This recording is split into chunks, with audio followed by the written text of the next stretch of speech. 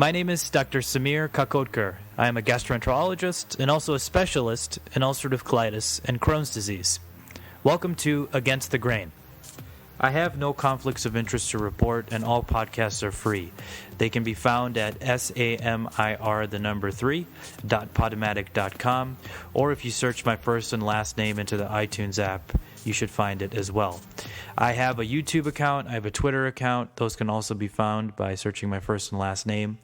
I do post on Twitter prior to these interviews so that I can get questions from you guys and I can ask the guests whatever you're curious about. So please become a follower, and then you can get some of your questions in as well.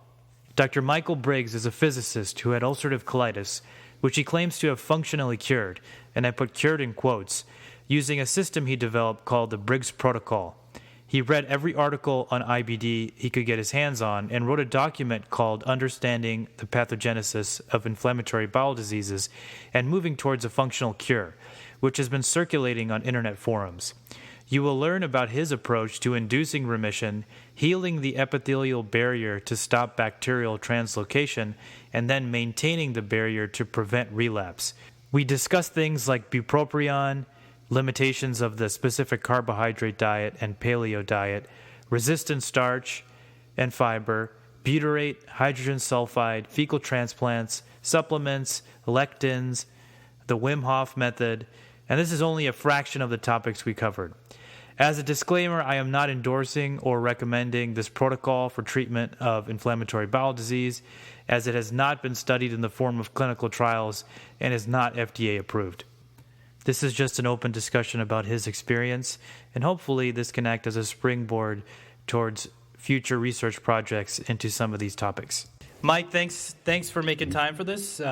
Actually, your protocol was brought to my attention by a listener, and I spent a couple days reading through it and checking the references. I was very impressed, especially since you're a PhD in physics and not in medicine, but came up with this, impressive document. I was aware of most of the research you cited, but you pieced this together in a very unique way that does seem to make a lot of sense. Thank you. So, thank you so much for coming on. Happy to be here.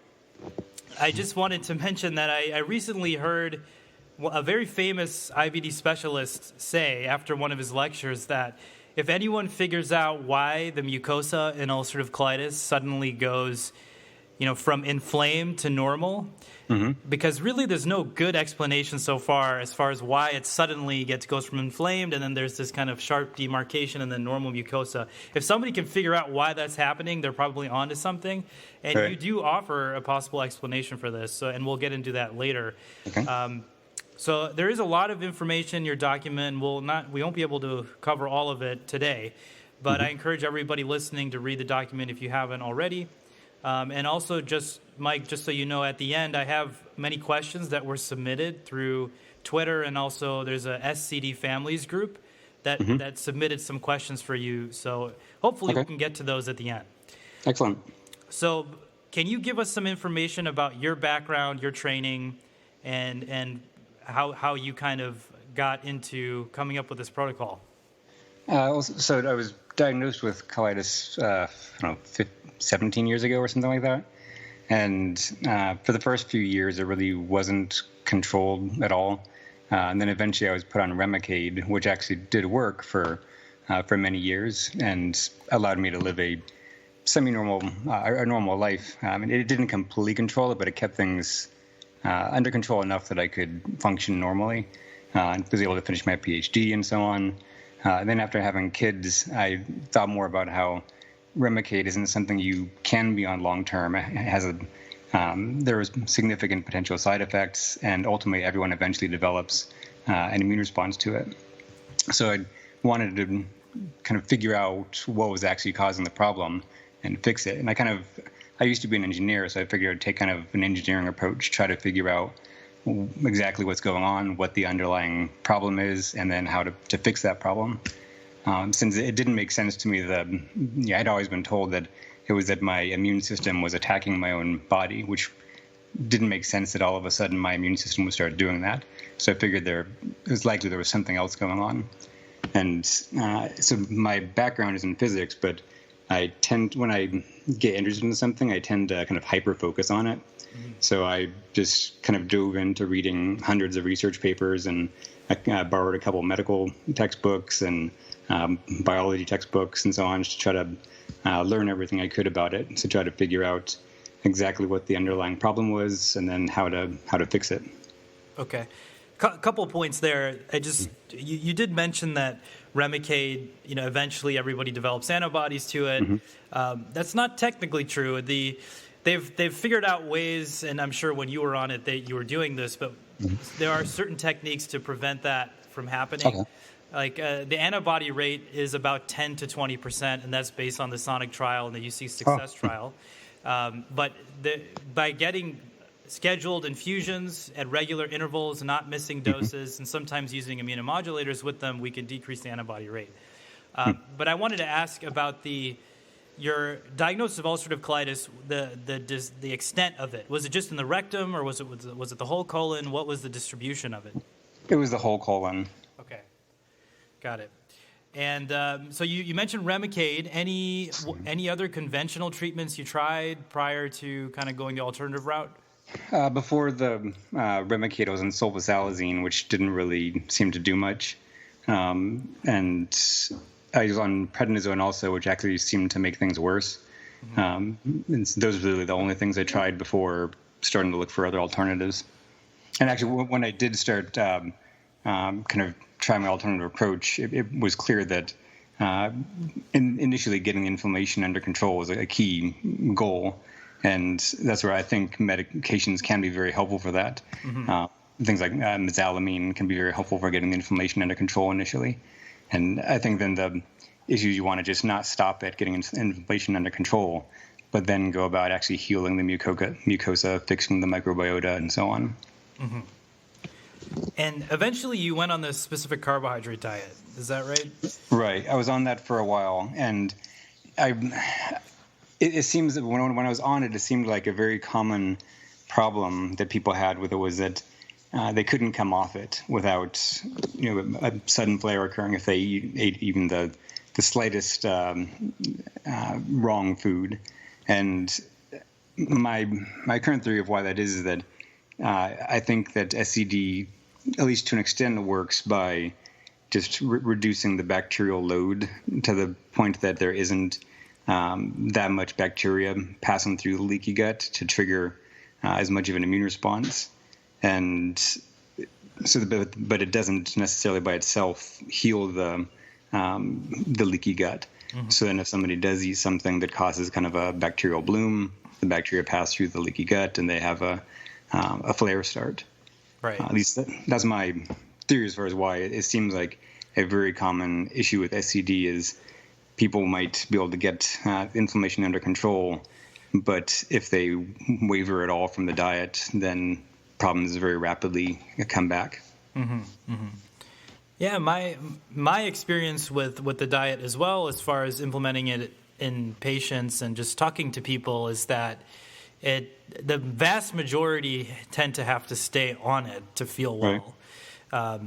I think maybe one or two people I've met over the years who claim to have been able to go off of it and stay off of it and not use medications. But I think you're right from that standpoint. I've done some research on the SCD and microbiome research, and I'll talk about that a little bit later. I have some more detailed questions about that. But that definitely, that phenomenon of people on SCD for years and years long term usually seems like have to stick with it. Otherwise, they don't feel so well when they go off of it. So the full title of your paper is the Understanding the Pathogenesis of Inflammatory Bowel Diseases and Moving Towards a Functional Cure. So we're going to try to go through as much as possible, but I had some specific questions.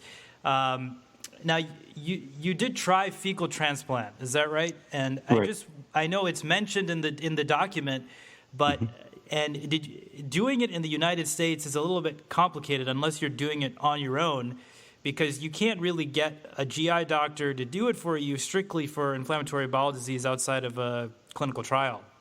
Right, which is very frustrating. So I did do it at home with my wife as a donor. and it would have been far preferable to be able to just go to my gastroenterologist and have him do it, since it's not really a fun process to do at home, using a blender to mix everything up and stuff. But it does seem to be a very effective way of kind of reestablishing a healthy microbiota. But it does seem like before you do that, you want to get the inflammation under control. Since I have heard from many people who, while they still had active inflammation, they would do fecal transplant, and it often would make things worse, which to an extent makes sense, that if your gut is very leaky and it's already heavily inflamed, adding more bacteria to it seems like there's a good chance that it's going to just mean more bacteria crossing through the leaky gut, triggering more of an immune response. Mm-hmm. Yeah, that has been reported. Some people actually getting worse from it, and I think recently there was somebody who died from a fecal transplant. Wow. So I don't know the specific details around what the indication was then, but certainly it is not necessarily a completely safe thing to do. Right. I think the case where somebody died, I think it was that they contracted C. diff. It was for C. diff? Okay. Well, no, I think it was that the recipient got C. diff. Basically, the donor had C. diff, and it was not known that, since some people can just kind of asymptomatically carry it. Okay. And if I remember correctly, that's what the problem was.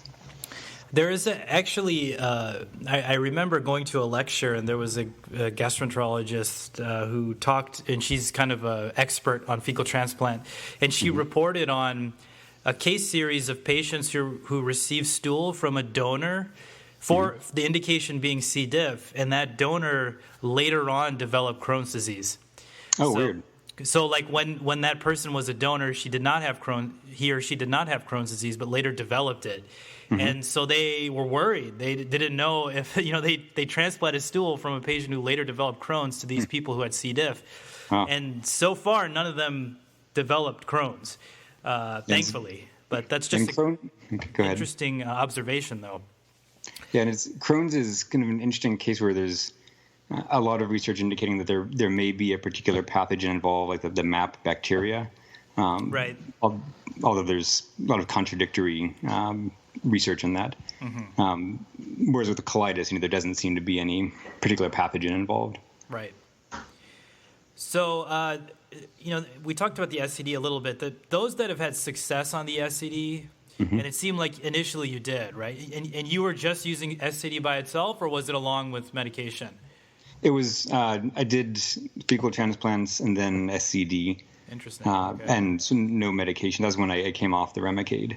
And I was on the SCD for probably 10 to 12 months or so.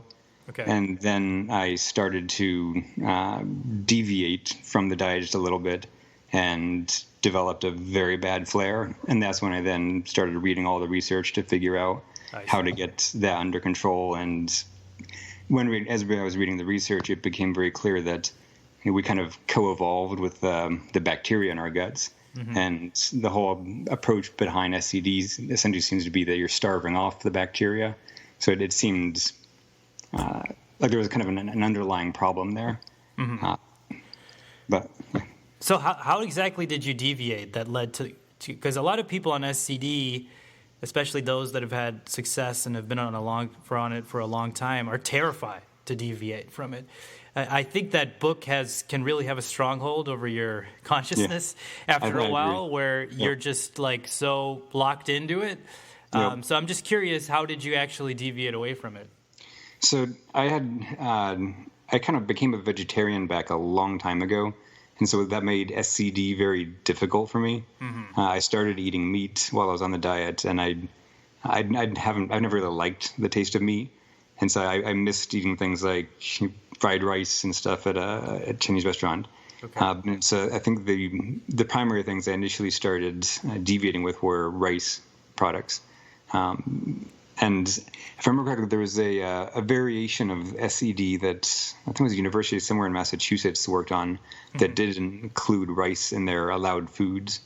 But I started eating rice, and for a week or so, or maybe a couple of weeks, I was fine, and then it gradually started to snowball. Interesting. Okay. Yeah, I think you're referencing the IBD aid diet. Yes, that's it. Yep. And yeah, through University of Massachusetts. I'm not sure if rice. I know oats are part of that one. Right. I remember there being some things in it that weren't allowed in the regular SCD. Okay. So, so you deviated, you got worse, and that's when you kind of decided to go down this rabbit hole of just reading everything you could. Yep. Okay. So you mentioned your frustration with the current state of medical research in the document too, particularly when it comes to IBD. And can you elaborate on that as far as what you see the problems being? And I agree with a lot of your points. So I think there's a couple of different problems. I mean, one of the problems is that for anything to become kind of standard practices, it has to go through a large clinical trial, which generally means a fair amount of funding is required, generally from a pharmaceutical company. And if there's something that has promise, but it's something that, say, can't be patented, then there isn't any incentive for a pharmaceutical company to invest the money in a large clinical trial. It's like there have been a lot of natural products that have showed a lot of promise in vivo testing in small trials, but so like curcumin and various things. But nobody's going to fund large clinical trials on those because you can't patent curcumin, you can't patent a lot of these natural products that have been shown to be beneficial in smaller scale testing. So that was one area of frustration. Another one was just that, for example, with colitis, it's known that people with colitis generally are low in the bacteria of Fecal Bacterium prosnitzi. Mm-hmm. And so to me, it seems like then there should be a big emphasis on trying to be able to cultivate that bacteria so it can be put into a probiotic. I know since it's an anaerobic bacteria, it's more challenging. Mm-hmm. But I think to an extent that's probably where the fecal transplants can help, is restoring that and possibly some other key missing bacteria. But from some of the research that I was reading, the focus, instead of being on let's figure out how to get this bacteria into the patient so they can have it within them, and since it produces various substances to help downregulate the immune response. Instead of that, the focus was on let's figure out what molecules it's producing that downregulate the immune response so we can synthesize, patent and synthesize those, and then they can be prescribed to patients. And so it seemed like the focus was more on how can we make money off of this rather than what's the best thing for the patients. Right. Now, it's an unfortunate reality of the medical research establishment is that the gold standard is the randomized controlled trial. And in that, as you mentioned in the document, you can only kind of study one variable at a time, most of the time. Otherwise, these studies can get really expensive. And in order to get even funding to do a straightforward randomized controlled trial requires a lot of money.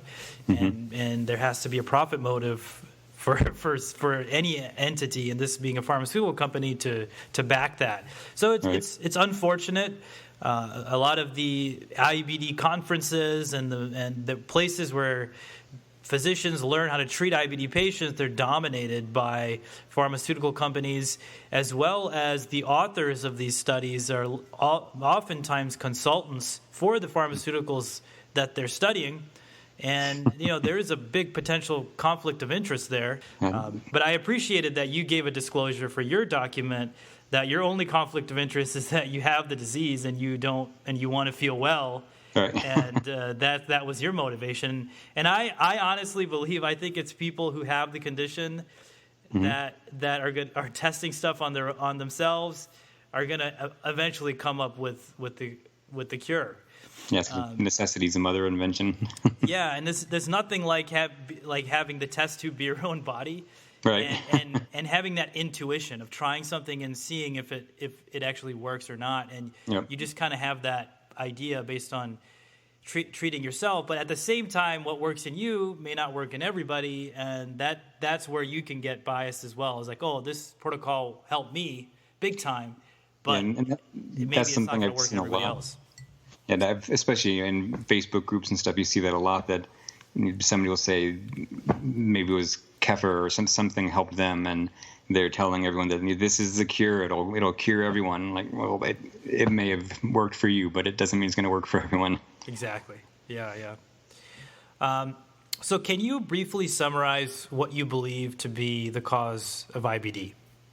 So I think there's definitely is a genetic component as far as certain genes that predispose a person to a very strong kind of hyperactive immune response. So there's a combination of that and losing, or at least a low level of certain key bacteria that help downregulate the immune response, in particular that Fecal Pathogenesis.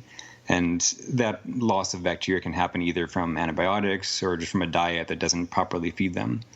And then it requires some kind of initial damage in the sense of some initial break to the barrier to allow bacteria to start leaking through. And which could come from, say, NSAIDs, it could come from a variety of things. And once you have bacteria start leaking through and you are predisposed to a hyperactive immune response, and you don't have those bacteria present that help downregulate the immune response, it can start to spiral out of control. And so to an extent, it seems like that's kind of a very quick summary or a simplified picture of what I think is going on. Mm-hmm. Yeah, it seems like there's a big emphasis on your document on the integrity of the wall. Right. It's like it's all about building that wall, not to reference Donald Trump's refrain in a strictly non-political sense, but it's really about building the wall. Right. And I really like how you tied that into how sometimes maybe that's why people relapse when they come off medicine or they come off a diet. It's because that wall has not properly been fortified. Right. You may downregulate the immune response, the inflammation, but once you take away whatever is addressing that inflammation, if that wall has not been shored up or healed up enough, it's likely to come back. That makes a lot of sense to me.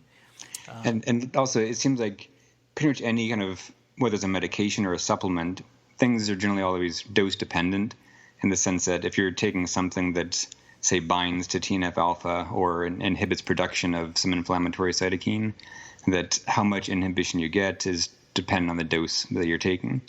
And how much you need is dependent on how much bacteria is leaking through and how much immune response is being triggered. And so if you're taking some dose that's managing to kind of suppress the inflammation, but you're not doing anything to kind of heal the leaky barrier, if it continues to get leakier and leakier, eventually that dose that was working may no longer be enough to suppress the immune response.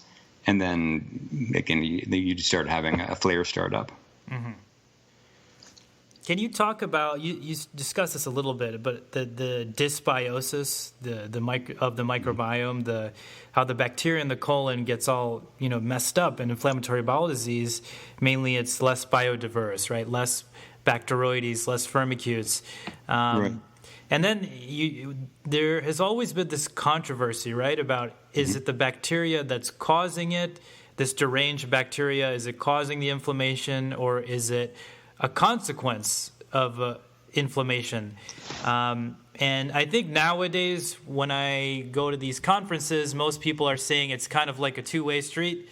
Inflammation influences the microbiome, and the microbiome influences the inflammation, and they kind of talk to each other in that way.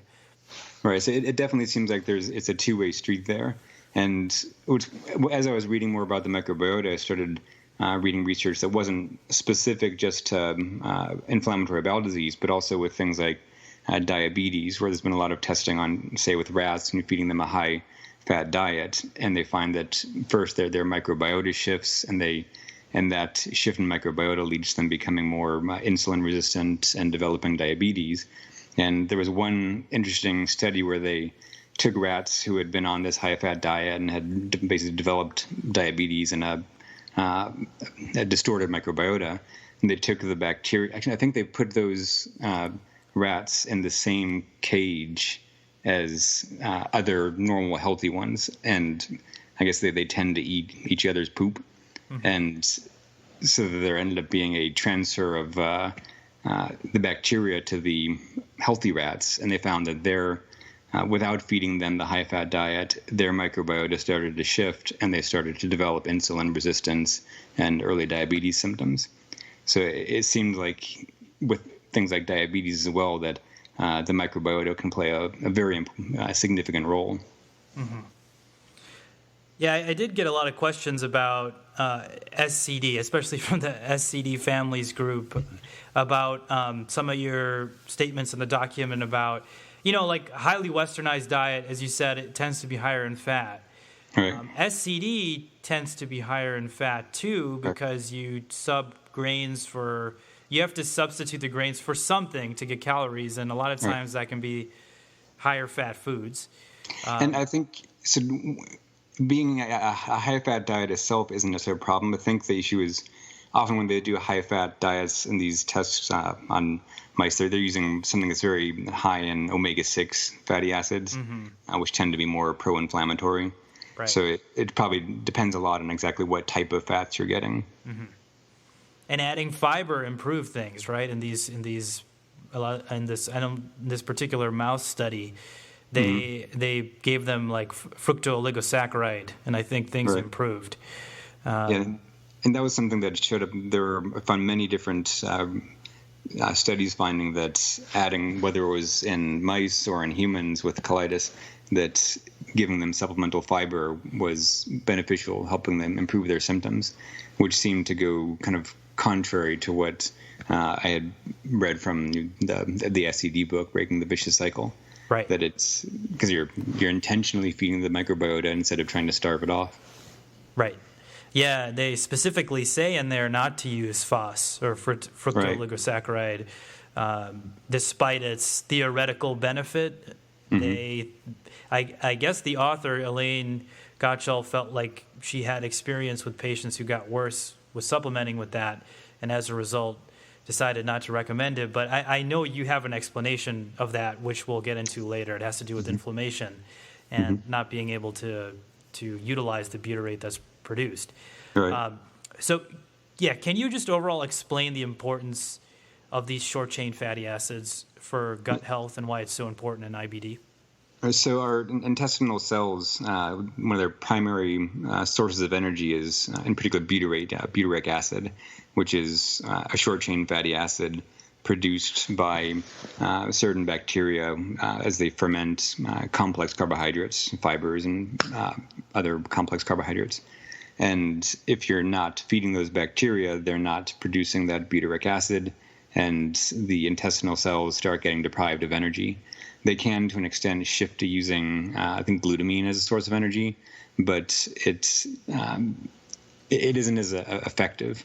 And also, the butyric acid plays other important roles, if I remember correctly, in helping helping control the immune response. So, by not feeding the bacteria, you're kind of depriving them of the intestinal cells of an important source of energy for them. Mm-hmm. Yeah, so, I just did a podcast with Jack Cruz prior to this. Are you familiar with him and his work? A little bit familiar. Yeah, he talked a lot about mitochondria, and he believes most diseases are related to mitochondrial dysfunction, but what he was mentioning was a different mechanism. It more had to do with circadian rhythm and light environment, but what you discussed in your paper is kind of another way that mitochondria is involved here, in that, the undigested carbohydrates and the fiber gets converted by bacteria to these short-chain fatty acids, mainly butyrate, and those are used by the colonocytes as an energy source. Eventually, those are converted to acetyl coenzyme A through beta oxidation, then go through the Krebs cycle in the mitochondria to produce ATP, and that's kind of what's getting disrupted. So it's interesting to see two people that are now keying in on mitochondria and energy production, because it's not a very commonly held view amongst most experts that talk about the pathogenesis of the disease. You don't really hear it to be like a problem with any energy production. Right. They talk about, the standard line is a genetically susceptible individual in some sort of environmental trigger that we don't know, and that's what leads to this immune response. And a lot of people talk about hygiene, the hygiene hypothesis. But as far as energy production is something that's a little bit, outside the box, and it's not necessarily mainstream right now. So can you, and this was, I think, was a very important thing you highlighted here, is the effect of inflammation on the uptake of butyrate by cells in the colon. So can you talk a little bit about that and how that's relevant as far as how people tolerate fiber and carbs? Right. So, and this may be an explanation for why often when people do have active inflammation, that increasing their fiber intake may end up kind of having an undesirable effect, since the presence of inflammation. I think TNF alpha is what's directly inhibiting the uptake of butyrate by the intestinal cells, and therefore it's not able to exert its beneficial effects. But if I remember correctly, if it stays inside the intestinal lumen, the butyric acid can increase the inflammatory response from the dendritic cells. Mm-hmm. So when inflammation is present, increasing butyric acid can result in kind of an increased inflammatory response rather than decreasing it. Mm-hmm. And so that's where I know people sometimes have been trying butyrate enemas, and it seems like that's something that would be better left to hold off on until inflammation is already under control. Or even better, just feed the bacteria so the butyrate's getting produced in situ, inside you. Mm-hmm. Yeah, so exactly. Just to reiterate what you said, so it's about controlling that inflammation so that your cells can actually use the butyrate. Right. Otherwise, they potentially could be making things worse. Right.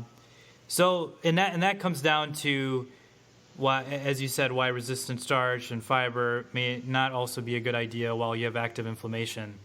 Right. So, I published a review paper on like all the diet studies and epidemiological studies that have to do with association between certain dietary components and the onset of Crohn's and ulcerative colitis. And there is a relatively consistent association with decreased fiber intake and developing ulcerative colitis and Crohn's. So that makes sense as far as these people are just not feeding their bacteria adequately and not producing as much butyrate. There is some criticism of that statement, specifically in Crohn's, because some people think that maybe that they're purposefully avoiding fiber because they have like active disease and they have strictures and they feel bad when they eat fiber. So it's not necessarily the low fiber that's causing that decreased amount or eating a decreased amount. It's more their symptoms that are preceding the diagnosis of Crohn's, where they're eating less fiber. That could be. It's hard to say, but did you see any correlation between higher protein intake and leading to an onset of colitis? Yeah, it's inconsistent, really. I mean, some studies do show correlations with certain types of protein, others don't. So that it really, and a lot of these studies were very low quality as far as how they were done. A lot of them were done based on dietary recall, like surveys of what people ate over the last several decades, and that's been questioned how accurate an assessment that is. So I would say we just don't have the good quality information at this point. Right. They're starting to do better studies now, like prospective studies instead of retrospective, and involving like large groups of patients over time. So I think we'll have better information. I know they did one recently about carbohydrates, and they did not see an association between higher carbohydrate intake and the onset of Crohn's or ulcerative colitis. So another thing you mentioned that's relevant to this is, the question is that patients with ulcerative colitis and Crohn's have increased butyrate in their stools. Right. That was according to a 1994 study in pediatric IBD patients. So I was thinking about that and trying to figure out why that would make sense, because wouldn't you expect it to be Now, either it's the inflammation that's not allowing the uptake of it. Right, that's what I was thinking. Or I was thinking, like, were they, like, they still have to form the butyrate. So does that mean that they were eating actually enough starch and enough fiber prior to onset of diagnosis? It's that's where one of these inconsistencies comes up, right? Right, and because in this case, I think they were looking at people who already had been diagnosed with the disease and comparing their short-chain fatty acids in the stool compared to healthy people. And they did find that there were higher levels of butyric acid in the stool of people with colitis, which could be because it's just not being taken up due to the inflammation. If I remember correctly, they didn't separately look at people who had controlled quiescent colitis versus people who had active colitis inflammation. That would be interesting to see.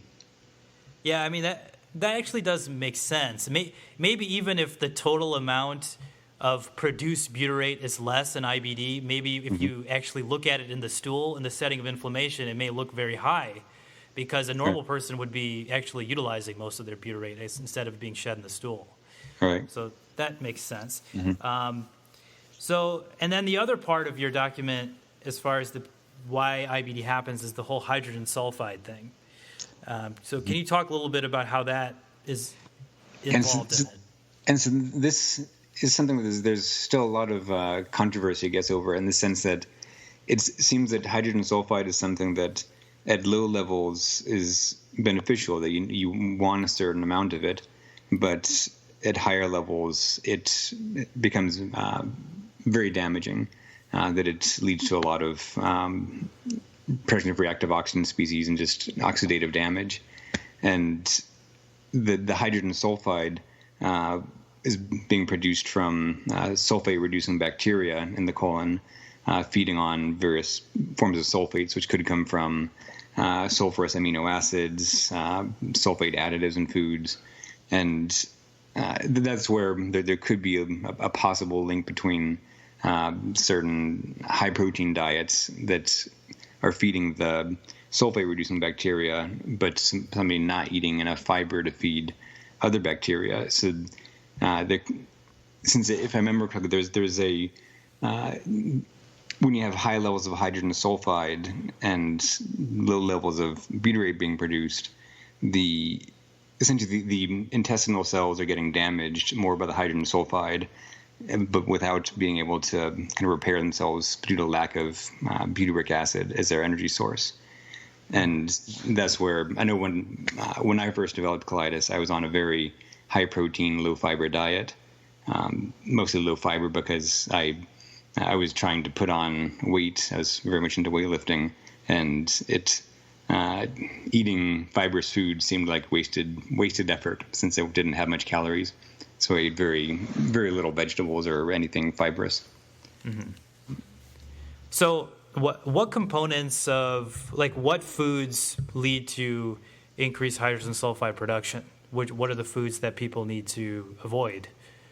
So then the amino acids, methionine and cysteine, I think are the primary sulfates, or the primary amino acids you want to avoid when those show up in red meats more so than other food sources, and also egg yolks, I believe. So those might be things you'd want to avoid, especially if you're trying to get inflammation under control. Other meats, I think, are lower in the sulfurous amino acids. So chicken and seafood would be lower? Right. Okay. Yep. And go ahead. Oh, no, I mean, you mentioned dairy as well, right? Oh, right, yes, and dairy. I think whey protein, more so than casein, is fairly high in the sulfurous amino acids. Okay. And related to the sulfate thing, there's something called sulforaphane, which is found in cruciferous vegetables, that's been found to help inhibit growth of sulfate-reducing bacteria. Oh. And a really good source of it is broccoli sprouts. Okay. They're very concentrated in it, and that can be another way where if a person, since it seems like the hydrogen sulfide issue may not be the problem for everyone with colitis, but there may be a subset of people for whom the inflammation is being pushed on by hydrogen sulfide production. And in those people, eating some broccoli sprouts every day for the sulforaphane can help kind of reduce the population of the sulfate-reducing bacteria. Yeah, because there are certain cruciferous vegetables I thought were supposed to be high in sulfur too, but you're saying that they actually inhibit the bacteria that lead to hydrogen sulfide production. Right, which I was really surprised about, since I first saw a study that was indicating that sulforaphane was found to be helpful in people with colitis. And to me, that I was surprised, because I figured it would feed the sulfate-reducing bacteria. And then I found there was a separate study that looked at specifically at its effect on the sulfate-reducing bacteria, and found that it in some way inhibited their growth.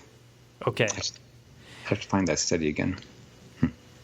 So also SCD is not necessarily a low fiber diet, though it restricts certain types. Right. I think when you transition from a Western diet to SCD, you get a lot more cellulose because you're eating more fruits and vegetables, but you're not getting any fructooligosaccharides, you're not getting any resistant starch, and it's also low in amylopectin too. And it's also not a low carbohydrate diet, but the carbs you do eat don't reach the colon. Right. So from that perspective, that difference may be important, because I did get a lot of questions online from people who were, kind of defending the SCD in that, it's not a low fiber diet, and they felt like you were simplifying the way it worked by saying it works as an antibiotic, but in fact it actually can be higher in fiber, but it's in a certain types of fiber. If you break it down by the certain types of fiber, more cellulose, but not a lot of the other ones. Right. And especially when first starting SCD, it's very common for people to very thoroughly cook all the vegetables to kind of help break down the fibrous material. And I think also people tend to peel, say if they're eating zucchini, they peel the skin off the zucchini and stuff to try to cut down on the fiber content. Right. And then another thing you talked about was the pH of the colon, and how butyrate producing bacteria are more tolerant of a lower pH than bacteria found to be more prevalent in IBD. Right. And that's one of the reasons. I think part of the reason the pH is low is also the presence of these short chain fatty acids make them lower the pH. That's why I don't like antacid medicines in patients with Crohn's or colitis. Things like pantoprazole, omeprazole, these that inhibit the acid production in the stomach, because I also do think that raises the pH throughout the GI tract. And although there isn't any strong evidence so far regarding if that's associated with worse outcomes, that's why I try to avoid those medications. I mean, if you need it, you need it. If you have, reflux esophagitis or really bad acid reflux, and it's not responding to conservative measures, you kind of has to be a risk-benefit type of discussion. But overall, I try to avoid using those medications for that reason, because I'm afraid it's going to alter the microbiome in a way that could be harmful. Yeah, and that makes sense, especially looking at it from an evolutionary standpoint. The bacteria that we kind of co-evolved with aren't suited to a very high pH. So if you're shifting the pH of your colon to higher than what it normally would be, it's probably not going to be conducive to the bacteria that we normally should have in there. There is a lecture that I would encourage everybody listening to check out. If you go to YouTube and you search for a guy named Jeff Leach, I don't know, have you heard of him? His name sounds familiar. He's a microbiome researcher who's done some very interesting work. I actually learned about him from Jack Cruz. In the interview I did with him, he mentioned him, and if you put in Jeff Leach, his last name's Leach, and he did a lecture at the Nourish Vermont conference, and he talked about all his research, and he mentioned that the mucus layer that's part of the wall, the integrity of the colon wall and the small bowel, and there's a layer of mucus that kind of protects it from the bacteria, the overlying bacteria. And he was saying that populations that eat less fiber, the bacteria, the food source for a particular type of strain of bacteria, Akkermansia muciniphila, and that food source is fiber. So when people in westernized countries don't eat as much fiber, that bacteria ends up eating the actual mucus layer. Oh, right. It shifts to feeding on the mucus and breaking that down. That's right. Right. So that's another way that it could break down. Is just and especially if you starve it, kind of like what you're doing with SCD, or a Western diet that's low in fiber, is maybe sometimes the bacteria can start eating the mucus itself. And this is something I heard described in a book I read years ago by Professor John, I believe his name is John Hunter. He has a whole book about using diet for IBD. And he mentioned that too. That's why he thinks that SCD doesn't work as well for ulcerative colitis compared to Crohn's. Precisely for this reason, because the bacteria, one of the histologic findings that we see on biopsies for ulcerative colitis is something called mucin depletion. And that mucin depletion, he thinks, may be a manifestation of this, of the bacteria actually using the mucus as a food source and continuing to thrive despite perhaps going on an SCD diet or even on a regular westernized diet. And he does think diet works better for Crohn's because you don't see that pathologic finding in Crohn's as much, this mucin depletion. So in the beginning, we talked about the location of the disease, right? About how distal colitis has something to do with the sulfur and the sulfate reducing bacteria. Can you talk a little bit about that? Right. So I was trying to figure out why with Crohn's it can kind of start anywhere and it can spread in weird patchy patterns. But colitis, generally the inflammation always starts at the rectum and then gradually works its way further up. And there really didn't seem to be any explanation of why that is.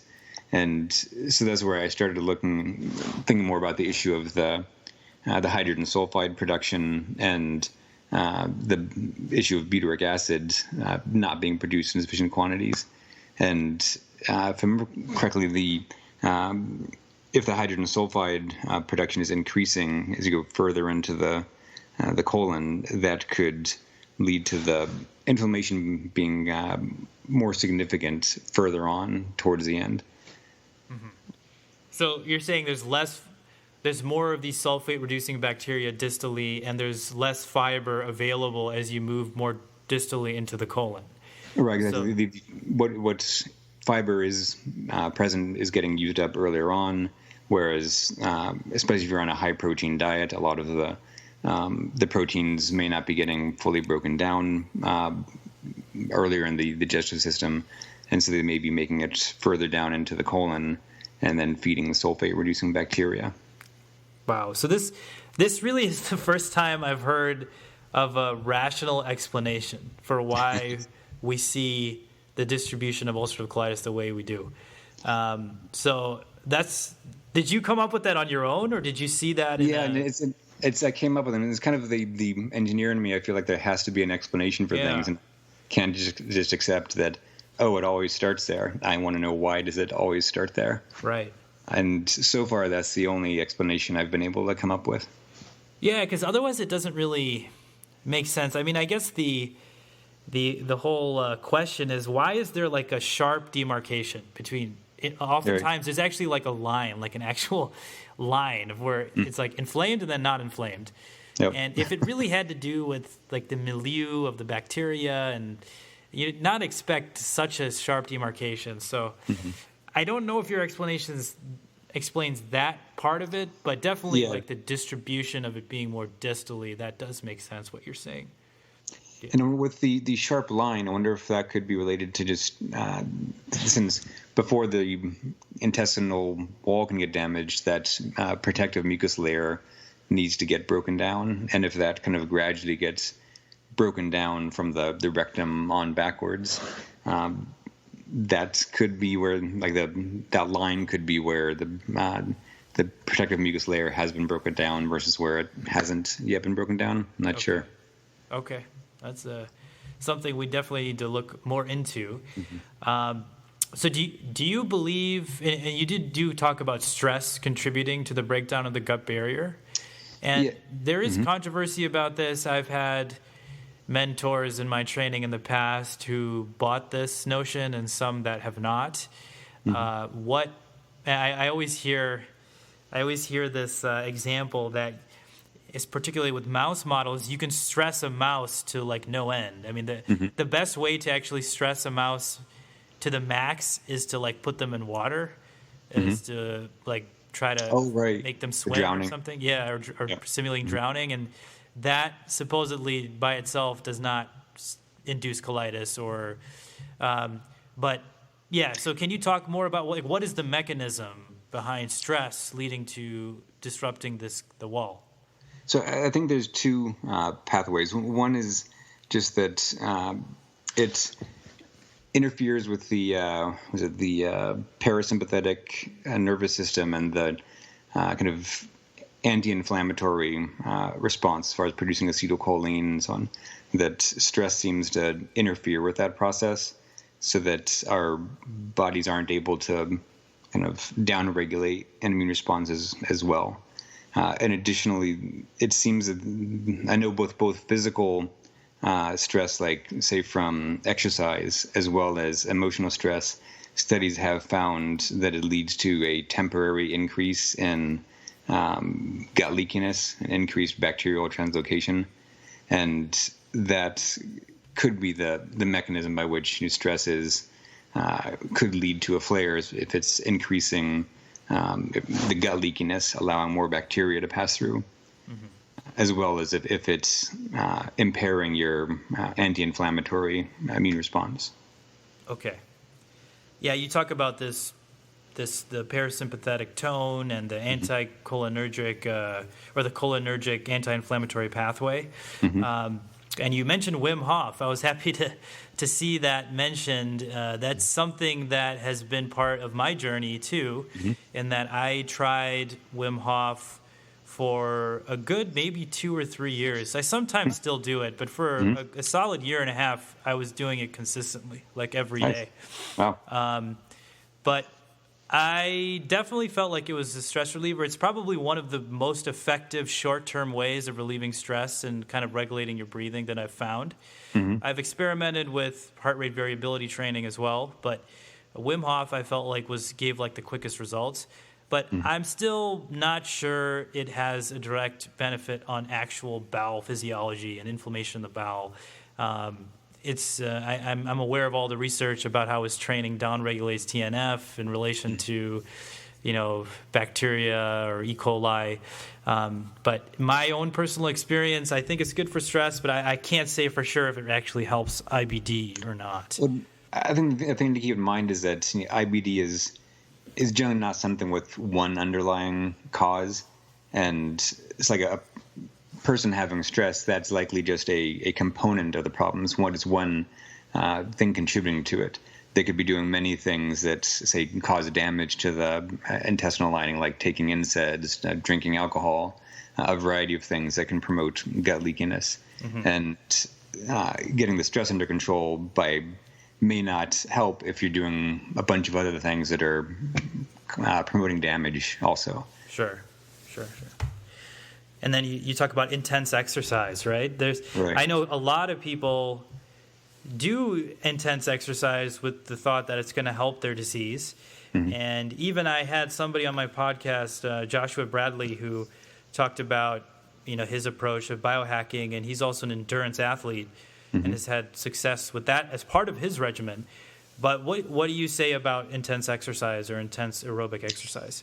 Well, so studies found that there's a temporary increase in gut leakiness as far as bacteria passing through the gut wall following. I think they focused primarily on endurance type exercise. And what was nice though was that another study did find that supplementing with, I think they used vitamin C, but supplementing with an antioxidant before the exercise seemed to actually prevent the increased gut leakiness. So it seemed like there was some kind of oxidative pathway that was leading to the increased gut leakiness, since taking an antioxidant seemed to inhibit that. Okay. But myself, I exercise a lot, but I take lots of antioxidants. I don't know if that's, since there's only been one study that's looked at it, I can't say for sure that that's definitely going to prevent any problem, but that's the approach I take. Okay. All right. So, I know you only had an hour with us. I had so many more questions. I probably have another half hour if you need. Oh, great. Okay, I think then we can finish it. Hopefully this is enjoyable for you going through all these things. Because I know you put a lot of work into that document, and my hope was with this interview, I try to keep my podcast pretty high level. I don't try to dumb things down for people. I like to really be in the clouds, because I think a lot of the information out there is kind of dumbed down for people. Right. And I just refuse to do that. Let's just keep it at a high level. And one thing that I personally started to find really challenging when I first started reading the research was just all of the new terminology I had to learn. Sure. Instance, and this is really true of any research field, that whether it's somewhere in physics or something, that every field has their own unique terminology. And if you pick up a research paper on some field you're not familiar with, you're going to end up having to read 30 other papers to figure out what that one paper is talking about. Oh, right. Just because of all the, and also just Googling all kinds of different terms, like learning, okay, what is TNF alpha? What is a cytokine? Right. Yeah, that's why I was really impressed what you were able to, I mean, I'm just picturing myself trying to look up physics papers with my training and, all the math and all that stuff that's involved. I would be completely lost. So just the fact that you can, talk about these like pretty advanced concepts in medicine that even gastroenterologists and just physicians in general are a lot of them are not aware of this stuff, because some of this stuff is pretty cutting edge basic science research. It's just very impressive. So congrats on that. I think it's a kind of the benefit of the other side of ADHD, that while I get distracted very easily, having ADHD, if I find something I'm interested in, I'm able to hyper focus on it for a very long time. And essentially that's what keeps me going, as far as if I'm reading a paper and there's any word I don't understand, I need to figure out what that is. And it quickly spirals out of control. And I think I've ended up filling 10 large spiral bound notebooks with research papers I had printed out and gone through and highlighted a bunch of stuff. And I'd show up to my gastroenterologist's office with binders to ask him about all this different research, and he hadn't read any of it. So no, and I think one of the unique things that you brought to this is piecing it together, right? I mean, these are multiple different studies with different findings, but the fact that you read all of it and then put it together they're like puzzle pieces, and you brought it together in a picture, in a model that makes sense. So that's where I think the value that you brought to it really was. Okay, so let's keep going. You say everybody should be gluten-free because gliadin or gluten causes a leaky gut in all people, not just in celiacs. So can you talk a little bit about that? So gliadin is part of gluten, and it was found that that even in people who don't have celiac disease or anything, consumption of glutinous products results in production of something called zonulin, which causes the tight junctions in the intestinal wall to move further apart, allowing bacteria to pass through. And it's a temporary response. It seems like it lasts longer in people with celiac, but it happens to everyone. And so in a lot of the research on this, they've started speculating that this could be a factor in the rise of autoimmune diseases, just from since the wheat products you get now have far more gliadin in them than they would have decades ago. Starting back say 100 years ago, before the invention of active yeast, all breads pretty much were sourdoughs, so they'd go through a natural fermentation process which broke down the gliadin. And with the invention of active-rise yeast, that doesn't happen anymore. Additionally, a few decades ago, there was a lot of research into trying to develop wheat products or types of wheat that would go to seed much sooner, so that you could have more crops per year. And an unintended consequence of that was that the gliadin levels were much higher in these new types of wheat. So the amount of gliadin that people are getting from eating wheat products now is significantly higher than it would have been decades ago, which is what's leading some research to speculate that this could be a factor in the rise of not only autoimmune diseases, but also potentially things like Alzheimer's, which may have some bacterial component as far as bacteria getting into the bloodstream and passing through the blood-brain barrier.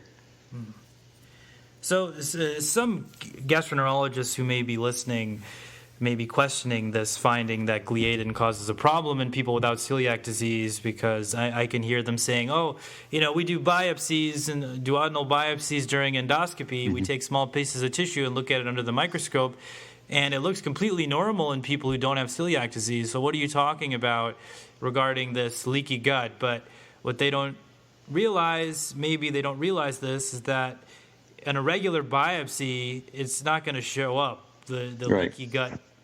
It's what they're really measuring in one of the studies I saw a reference in your paper is this transepithelial electrical resistance. Mm-hmm. They're measuring that and noticing, and then I think they could probably see aspects of leaky gut on more higher power imaging. Perhaps with like electron microscopy. I'm not sure about that 100%, but I definitely think with the standard biopsies and the light microscopes we use, there's no way to tell if someone necessarily has a leaky gut or not. Now, There is a new type of endoscopy called confocal laser endomicroscopy, which is like 100 times magnification of the mucosa in real time. And they have done studies giving people like wheat and dairy and seeing, actually visually seeing the leakiness of the the gut occur with administration of these things, so in real time. So it does correlate with symptoms. So the research is relatively new over the last few years or so. So not all physicians are aware of this concept of leaky gut. Some people think it's just some quackery and it doesn't exist. But I think it does, and it's more in the basic science research rather than the mainstream clinical GI papers that are coming out. And then what about food additives? You mentioned a lot of those, and we don't have to go into that in too much detail because I've talked about those on prior podcasts, but things like carrageenan and polysorbates. So mentioning carrageenan, what was really interesting was some of the papers that I remember reading when they were doing studies on mice. They were inducing colitis by giving them carrageenan. Which seemed odd that something that's an allowed food ingredient is something that they can use to intentionally give mice colitis. So in the case of carrageenan, that's, if I remember correctly, it seemed like that was likely inducing colitis due to feeding sulfate-reducing bacteria, since it was a very high, heavily sulfated compound. Interesting. Okay. Whereas with some of the other things like polysorbate 80 and methylcellulose, studies have found that those additives tend to cause a shift in the microbiota that promotes inflammation. And one of the things to be careful of with some of those studies is often when they do, say, a study on mice, the amount of this, whether it's polysorbate 80 or whatever they're giving them, you want to see how would it correlate to a person eating pounds of it a day or something. But they did find that those food additives, the methylcellulose and polysorbate 80, produced a shift in the microbiota that promoted inflammation. Okay. I think this is a less recognized mechanism of how the specific carbohydrate diet may work as well. I think one of the values of SCD, given all the caveats we discussed, is that it teaches you how to eat. It automatically eliminates all of this stuff. Right. Yeah. Any potential food that could have one of these harmful additives in it, it's out of that diet. So from that perspective, except for sulfites, I don't think sulfites are illegal on SCD. Correct me if I'm wrong. I could be wrong about that, but I think you're correct. Yeah, it does not exclude them, because I distinctly remember being on that diet and when I was extremely strict on it, I was eating apricots. And I remember dried apricots do have sulfite in them. Mm-hmm. And I remember looking it up and it saying it was okay. So that's one thing that does allow. But definitely these food additives that they don't. I always had this idea of, for a while, I really wanted to stage protests about these additives, especially for people with IBD, because they, I know there isn't strong research, but who's going to do the strong research looking at this? Right. Nobody is. So it potentially could cause damage. I do believe everybody with IBD should be avoiding these things. I think they should put a label, the same way they have labels for GMO foods, or they should have a label for people with gut disorders, especially IBD, on the package. This is a food that has, the things that we mentioned, carboxymethylcellulose, carrageenan, and polysorbates, sodium capreate, and all these things that have been shown to be harmful, at least not in humans, but maybe in animal studies. There's this theoretical harm. Right. But I'm sure there's going to be pushback from industry of doing something like that. Oh, where's the evidence? You don't have the evidence. The problem is nobody does the research. Nobody's going to do it. One thing that I did find encouraging was carrageenan seems to be becoming less common as food additive. I know several years ago, if you looked at most soy milks and rice milk and coconut milks, it was very common for them to have carrageenan in them. Right. But that's really gone away now. Yeah. So at least that seems to be one that at least some companies are moving away from. Right. Yeah. If you want to go to one store, I think the worst place to buy food, if you want to avoid these things, is the dollar store. Have you actually been to the food? Sometimes I just go in there just to see the current state of processed food in America, and it's just so terrible. I mean, if you go to the freezer section of the dollar store and look at the food, look how many ingredients are in that stuff. It's insane. So there's actually a YouTube channel. I think it's called the Wolf Pit. There's a channel where this guy, the whole channel is him eating dollar food store. Food from the dollar store. And just how disgusting, and he still eats it, and then I think reluctantly, but just showing how terrible the food is. I think you're definitely right that one benefit of SCD is definitely that it gets people away from that stuff to eating more actual whole foods. Right. Yeah, and sometimes you need that kick in the ass to do that, because you need a very strict protocol to even learn how to eat that way.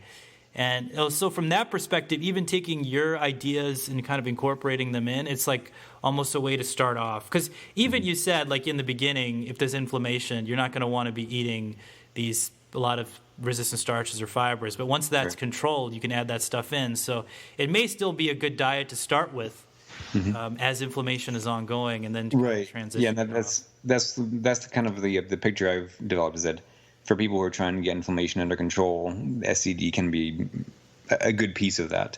But you don't want to. But once you get the inflammation under control, then you need to start shifting to feeding the microbiota and so on. Right. That's precisely what's missing with the SCD, and I agree with you. But, some people are out there are happy on SCD, happy following that long term, and if they're able to do well with it, that's fine. But I think there are certain people who don't want to eat that way forever. And I think if people are given that option, it's something that at least is worth thinking about, investigating. Do you know if any studies have looked at the effect of SCD on blood glucose levels? Since it really only allows simple carbohydrates that are rapidly digested. True. I'm just curious if it has any effect on blood glucose levels. Yeah, and sensitivity. You'd think it would be a higher glycemic index type of diet, right? Because it's less time to absorb the carbs. No, I don't think it's been done from what I've seen. I have not seen that done, but that's a good point. Someone should probably look into that to see the overall risk. But it tends to be a higher fructose diet compared to getting glucose. I'm not sure how that. So the reason I'm thinking of this is, are you familiar with anti-glycation end products? Yes. Yep. Right, and so those are the higher your blood sugar levels, the more of those that are produced, and those also promote inflammation throughout the body. Mm-hmm. And fructose seems to, in particular, promote production of anti-glycation end products. Okay. So I'm just really curious if SCD could lead to an increased rate of production of those, which also seems to be a primary cause of a lot of aging problems. Right. Huh. That's a good question. I think that's, somebody should study that. I'm not sure if they will. There's no financial incentive. Right. But yeah, it does may make sense. What do you think about this whole trend now about lectins in food? There's this book that's out. I think it's called the Gundry Diet. There's this physician who I recently thumbed through it in the bookstore, but he's a big proponent of this, like avoiding lectins in the food. And is that part of your protocol as well? I think initially, so gliadin is a lectin. They're and to an extent, it makes sense if you think about how seeds are the offspring of plants. So in general, they don't want animals to be eating them, so they generally have some form of endotoxin in the seeds to discourage animals from eating them. And those don't necessarily all have activity in humans, but in some cases they do, such as with gliadin.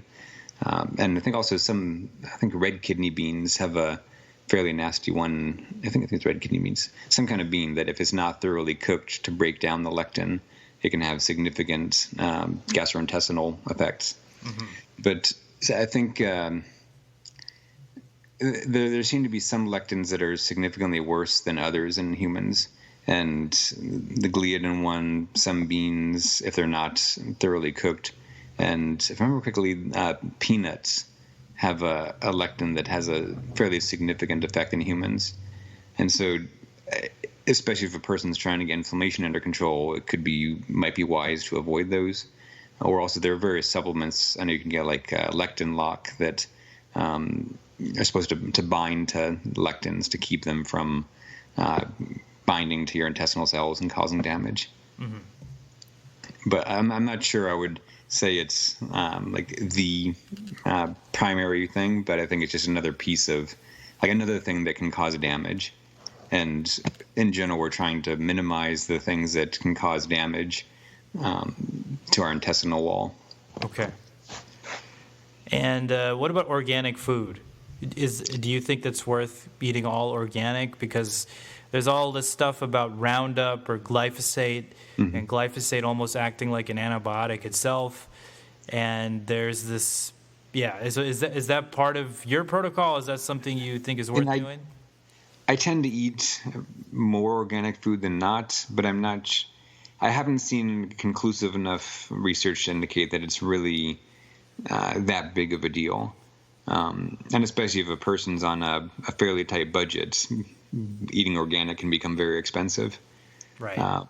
And the issue with Roundup also, you could say it goes beyond just health issues. There's issues of like farmers who aren't using Roundup. If the Roundup ready crops that their neighbor farmer is using the seeds blow into their field and start growing, there have been cases of them getting sued for growing Roundup ready crops that they didn't buy or that they didn't pay for.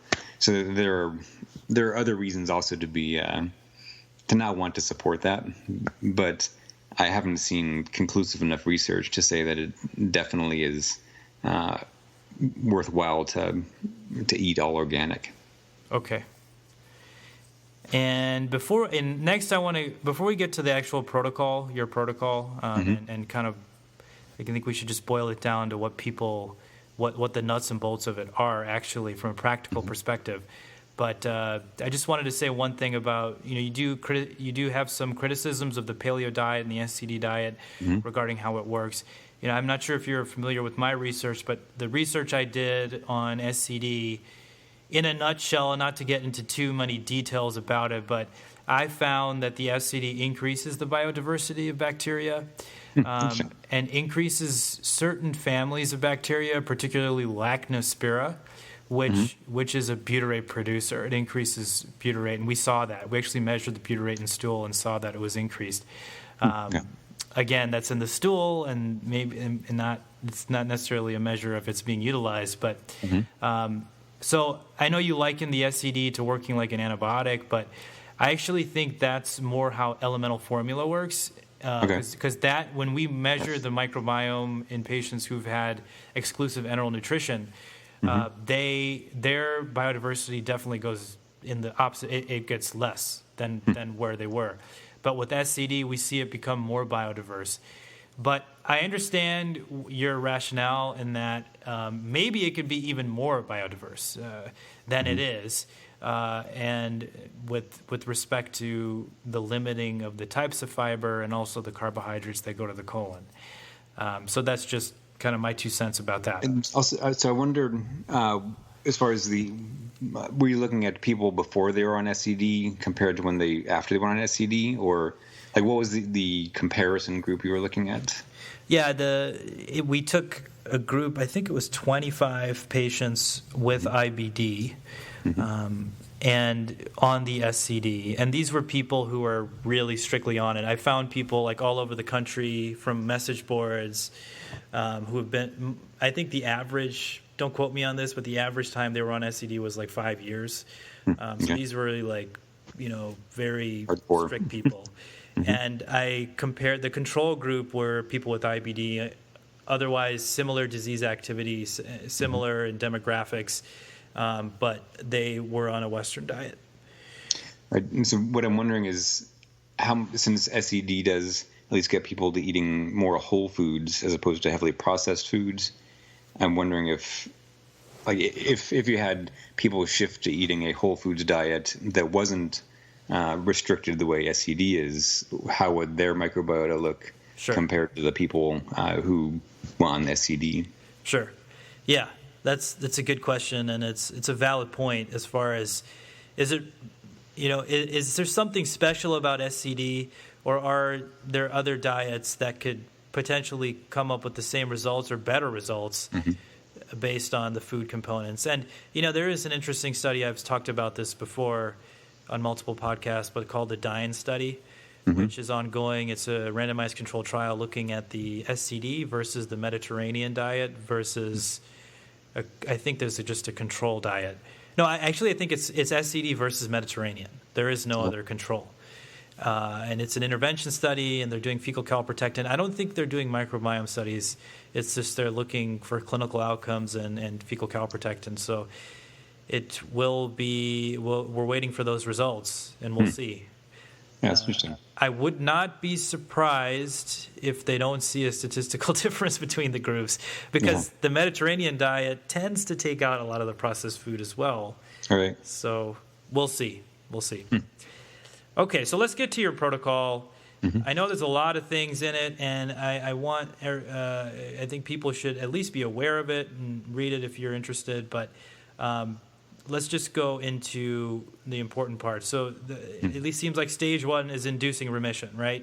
Right. And you do recommend pharmaceuticals if necessary to get this under control. But there are caveats, right? Like you talked about how prednisone can work, but it inhibits this TGF-beta-1, which regulates tight junctions and decreases protein synthesis. So that could potentially make the gut barrier thing worse.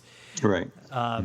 And then you talked about sulfasalazine, but it's not direct. So it seems like you feel like inhibiting TNF is the main thing, right?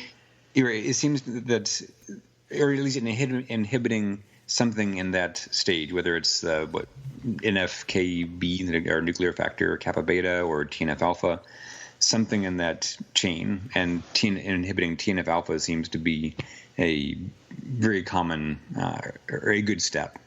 Okay. And a lot of the various supplements, like whether it's curcumin, boswellia, things like that, they've found inhibit production of TNF alpha.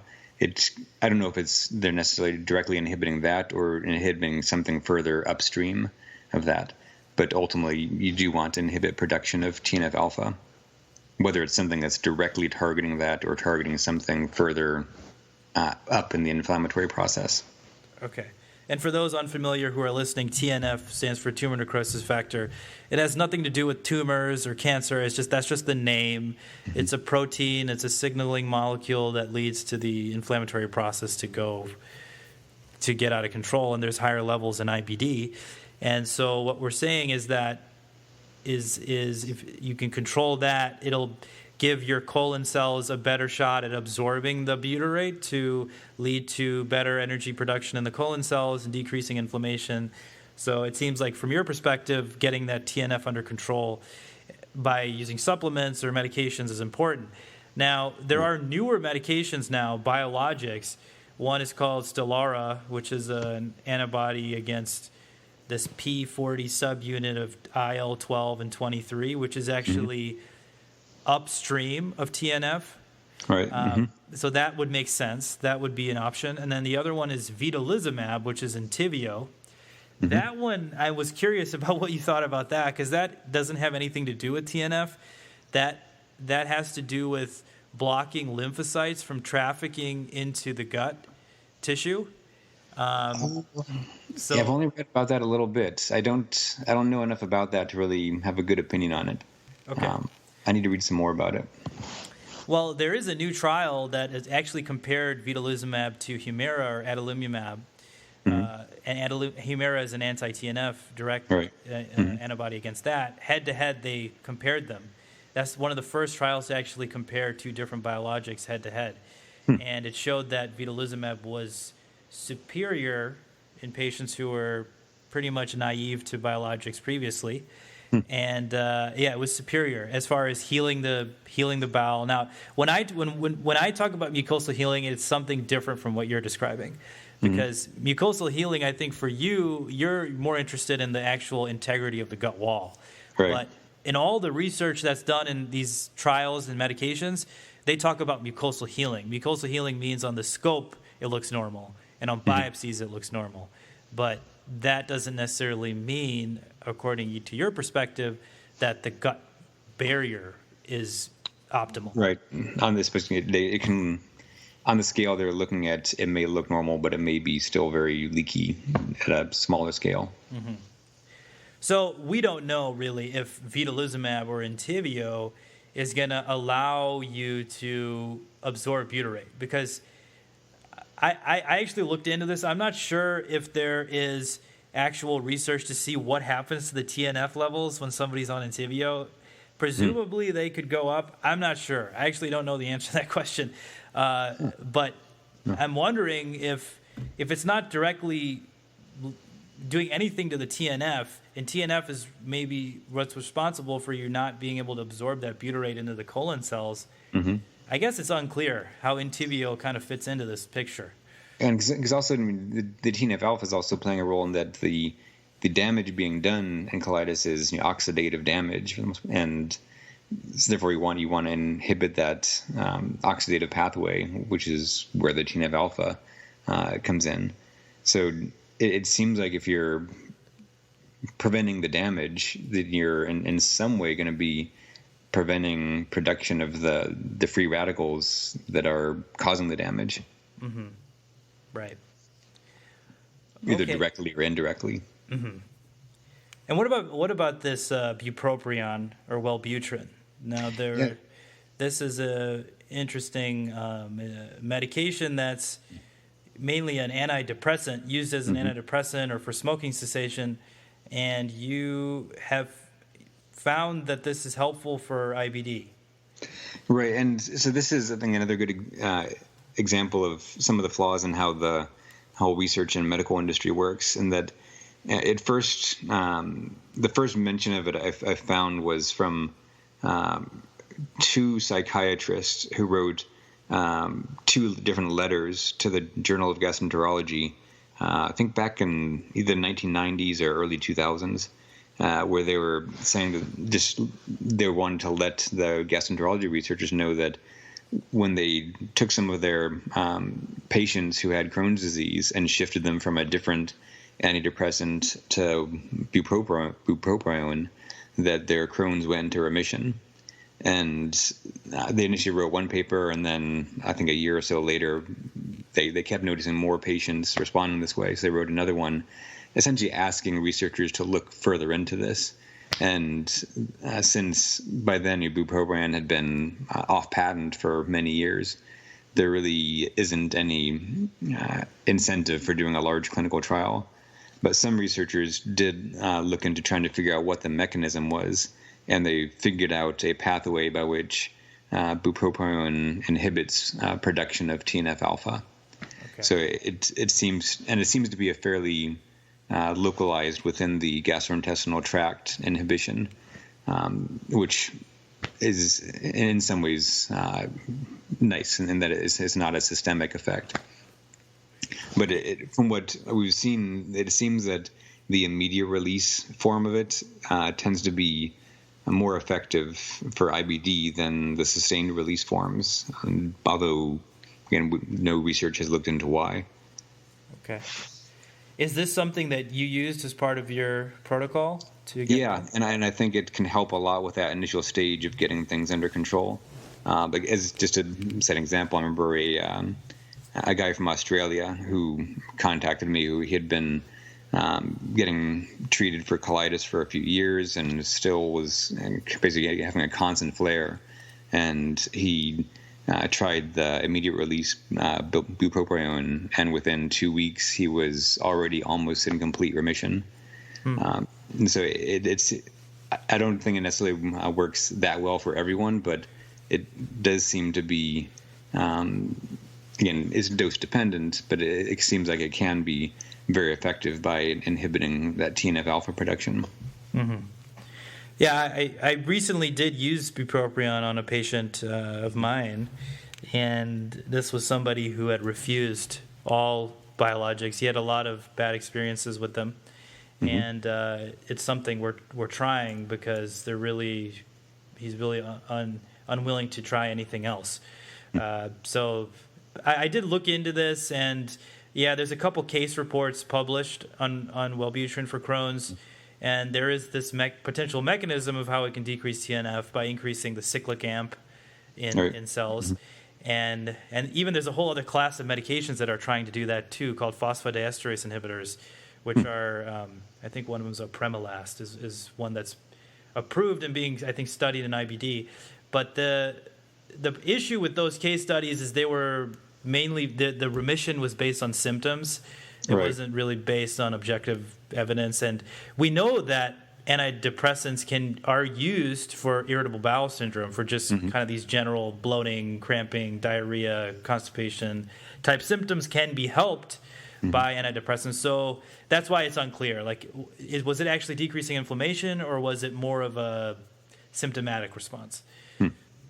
That's just, I'm just playing devil's advocate as far as and that's where it would be really nice if there could be more a further research into it as far as an actual clinical trial where they're actually taking biopsies and seeing exactly what's going on. I'm willing to do it. I mean, I think maybe someday down the line. I mean, it's an easy enough study to do, but as you said, the issue is doing all of these things in combination, like to design a study where, like, is bupropion going to be the miracle drug for everybody? I mean, I don't think so. There's never really been a drug approved that works in everybody. Even the anti-TNF medicines, there's people where that doesn't work at all. There's a substantial proportion of people it doesn't work at all. So anyway, but I do think a combined approach is the best way. But to study such approach like that is very difficult to do. And especially that's another kind of frustration with the research is that, being a scientist myself, I understand how you want to control variables. You generally want to have just one variable that you're varying. Right. But in something like IBD, where it seems like it's not just one underlying issue. There can be many things causing damage, and there are many ways of healing that damage. That by only testing one variable, you're really kind of keeping your hands tied behind your back as far as looking at possible treatments. Right. So there were some other supplements you mentioned in this section, which I don't think we have time to go over, but there were people who asked about, the enemas and all the different supplements you put in the enemas, like vitamin E, the NAC, glutathione, glutamine, and other things. People are asking where do you buy these? What brands do you get? And like generally, how are these prepared? As far as like you empty the capsules into like a bowl and just put some water and like what is the practical logistics around this? That's a good question. So as far as buying them, I use Amazon since it's very easy. And in general, I try to stick to brands that do third-party testing, since supplements are unregulated. So if there is no independent testing, you really have no idea what you're getting. And so I tend to use things like Now Foods brand, Jarrow, and Doctor's Best. Those are three common ones I'll use. But as far as making them, there are two options: either making suppositories or doing enemas. And if the inflammation extends further up into the colon, it seems like the enemas are the preferred option, since a suppository is not going to get that far in.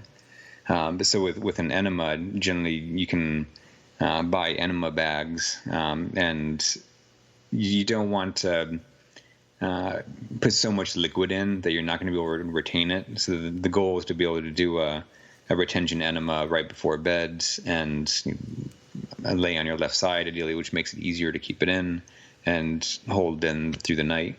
And to do that, you don't want to use any more than about, say, 40 milliliters or so of liquid, and just enough to try to dissolve everything into it and do the enema. And also it can help to try to do some kind of like almost headstands to kind of help work further up into the colon.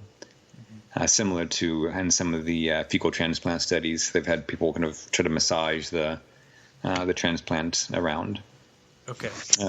With suppositories, generally you can get shea butter or cocoa butter chips and melt those and mix the supplements you're putting into the suppositories into the melted shea butter or cocoa butter.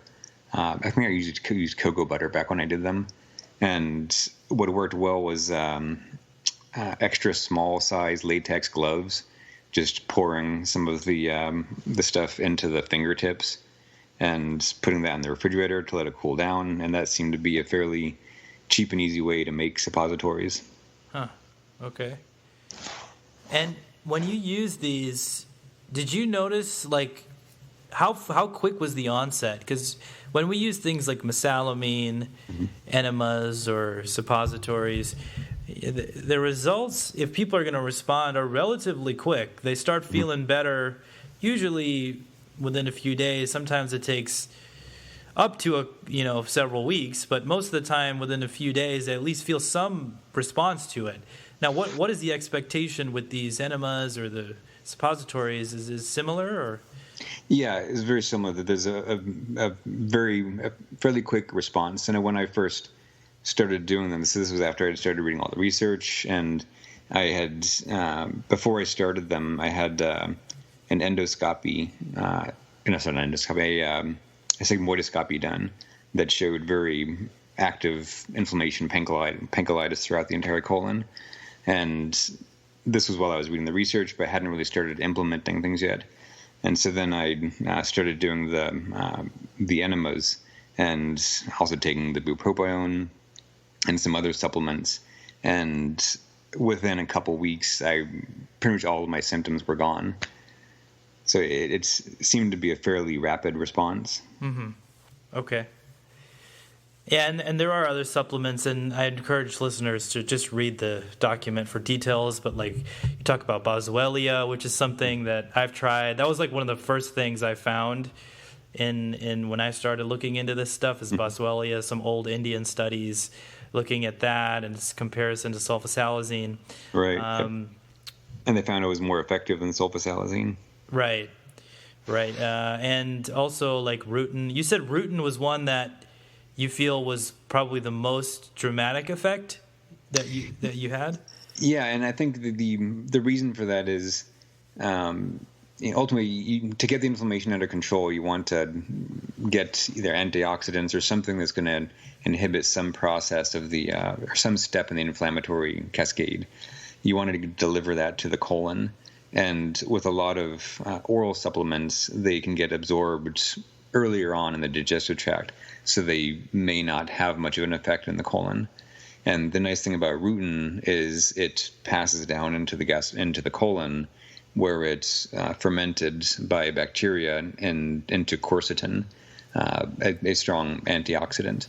And if you supplement with quercetin itself, it gets absorbed much earlier in the small intestine. So, but taking it as rutin, you're delivering it to the colon, and in similar way to how mesalamine essentially is an antioxidant delivered to the colon. Mm-hmm. Okay. All right, let's get to step 2 now, and that's healing the epithelial barrier. So you've controlled the inflammation with maybe a combination of Wellbutrin along with these supplements and enemas or potentially suppositories, depending on your distribution of disease. One kind of learning point I want to emphasize is suppositories work at about 10 centimeters up from the rectum, from the anal canal, about 10 centimeters.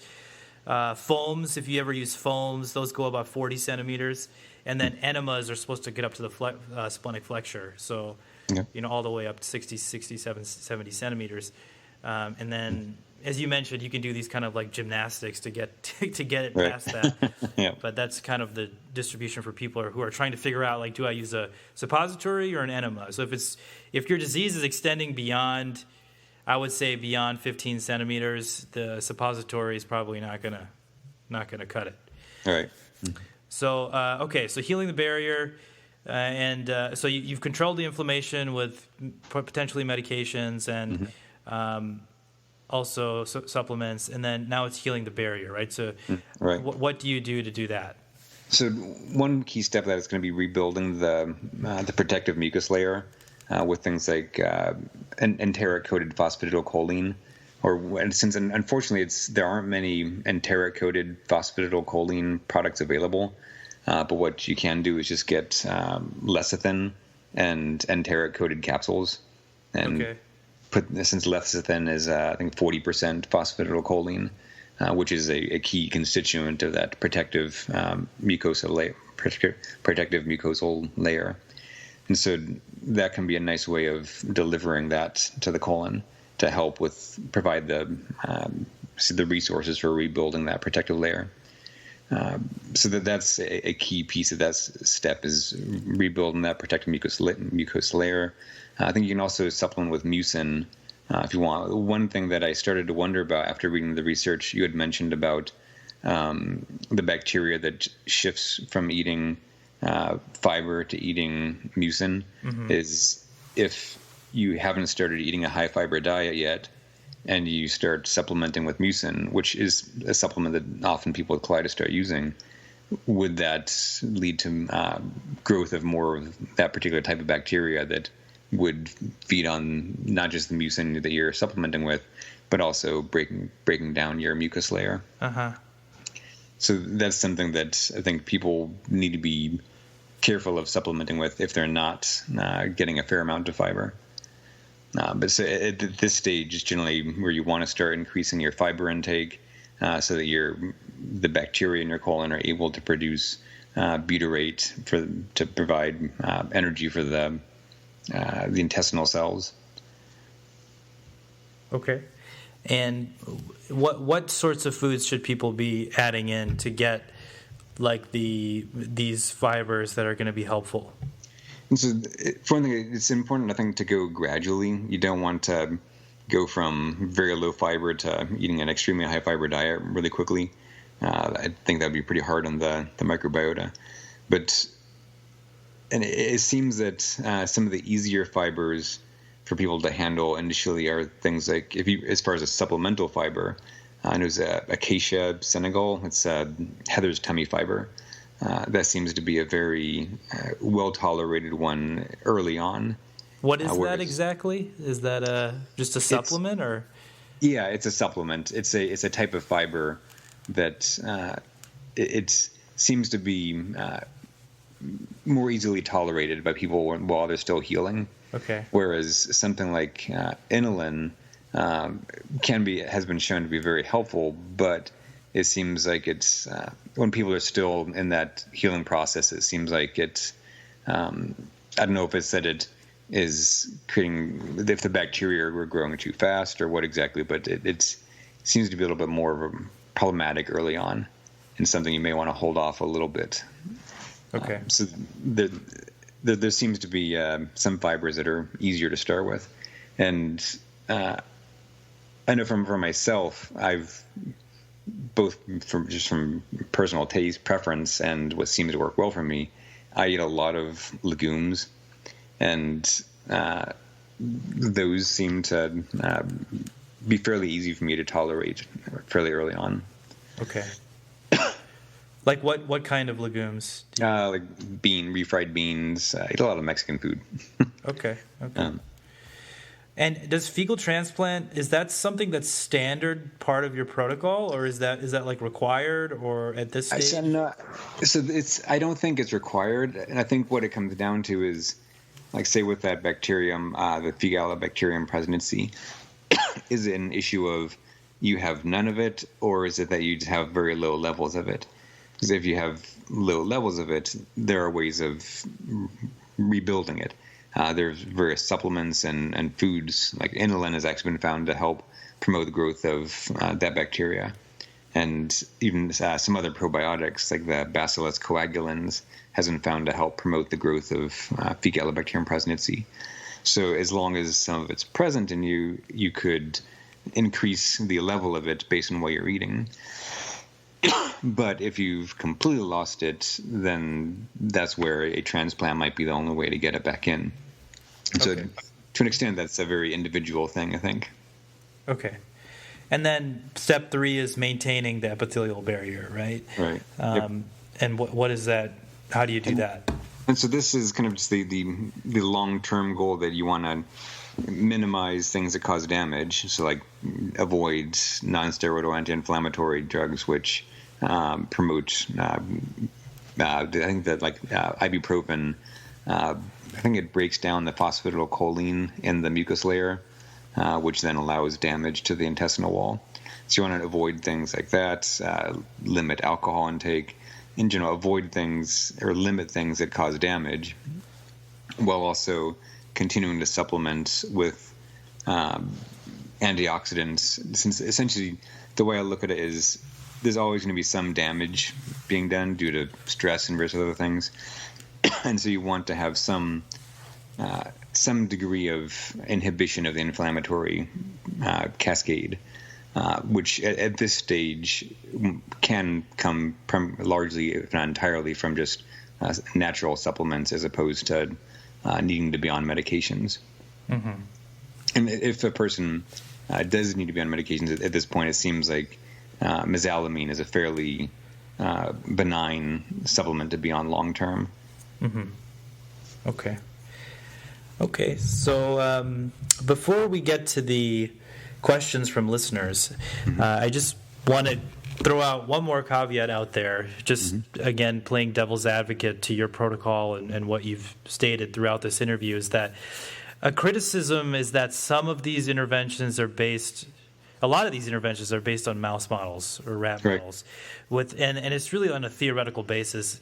And in medicine, not everything pans out well, even though on paper it may make sense based on a mechanism or something that we see in an animal study. There's an example of this recently. So even in your paper, you talked about this TGF beta 1. And it would make sense to boost the level of activity of that because it's known to be reduced in Crohn's disease, right? And you mentioned that's involved in kind of helping with the gut barrier integrity. And this reduced level is due to an elevated something called SMAD7, which is an inhibitor of TGF beta signaling. So they actually made a drug called Mongersen, which is an antisense oligonucleotide against SMAD7. It's just complicated lingo for meaning that it works against MAD7, so it boosts TGF beta, which is what we want. So on paper, that makes complete sense. Like, sure, that should help Crohn's disease. They had some initial promising data, but eventually, I believe in the phase 3 trials, it was no better than placebo. So there's like so many examples of that in our literature, of these drug companies looking at the inflammatory cascade, finding a potential target, and being like, okay, we're going to put a bunch of money into this and see if it works. And they test it out, and there's a lot of examples of things that don't work. And the things that do work are the things that we know about, Remicade, Humira, Stelara, Entyvio, Xeljanz, these drugs that are out now. But of all the ones that are out, there's probably many more that were tested that did not pan out, that had a solid theoretical framework for why they would work. So that's the only like caveat to your approach, where I know you kind of came up with supplements that had some theoretical basis, may have had some benefit in animal models, and so tried it on yourself. And you, as you said in your paper, you kind of like threw the kitchen sink at the inflammation to see. And you even acknowledge that you're not sure like all of these are required, because there's a lot of supplements that you recommend. Right. And and it's unclear which ones are really helping and some that may not. Right. And I was taking the approach of I wanted to get the inflammation under control as fast as possible. So everything that has some evidence that it may work, I was throwing at it. And there definitely are things that I think have more data behind them. Like you mentioned the Boswellia, where there are actual human trials that have shown its effectiveness. And curcumin has been tested a lot in humans, not necessarily specifically for colitis, but it has been shown to inhibit inflammation in many human trials. So there are various supplements that have more data behind them than others.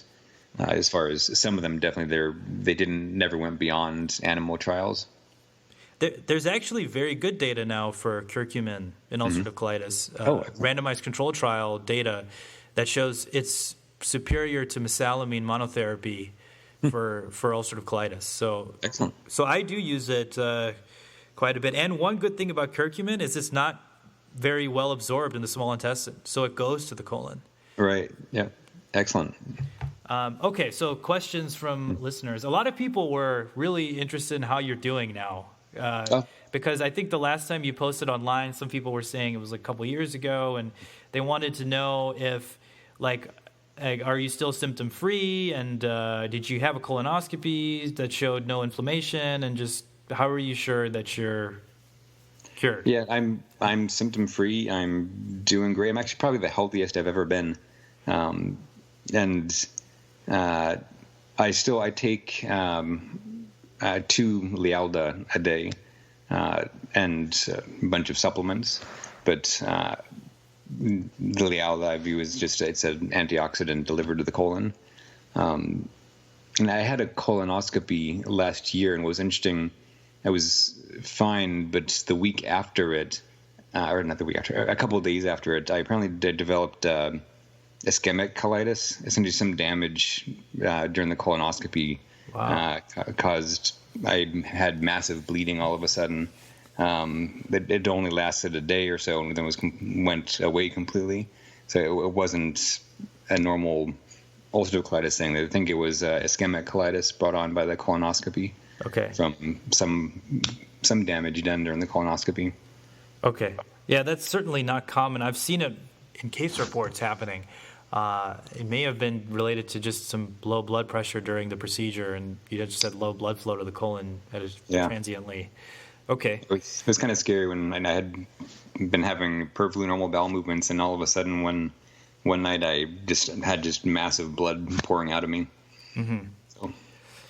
And then another listener wanted to know, is there any, it seems to have worked in you, but I'm sure people have reached out to you, and maybe you've helped other people do the protocol itself. Now, what is your sense of the response rate, and what is this based on? Like, how many people? So I've helped at least several dozen people, and the response rate is hard to gauge in some ways because I don't tell people, okay, you have to do this and you have to do this and this. So people tend to pick and choose how much they want to implement.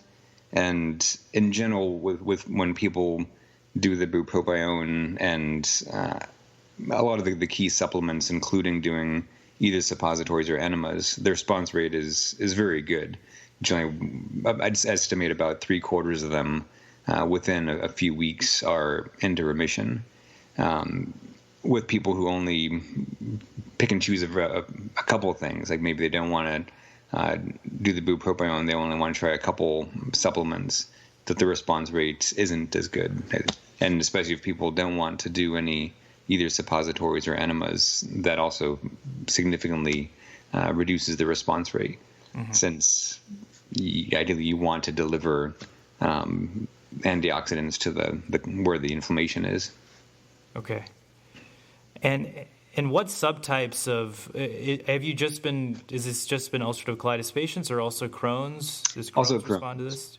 Yeah, also Crohn's. And one thing that's been a little frustrating to see is that what often happens is when people are first trying to get healthy, they're very motivated and they have no problem going on a gluten-free diet and stuff. But what I've seen several times is people get healthy, and then a year later I'm hearing back from them that they stopped eating gluten-free. They basically started getting careless in many ways, and their inflammation returned. And so that's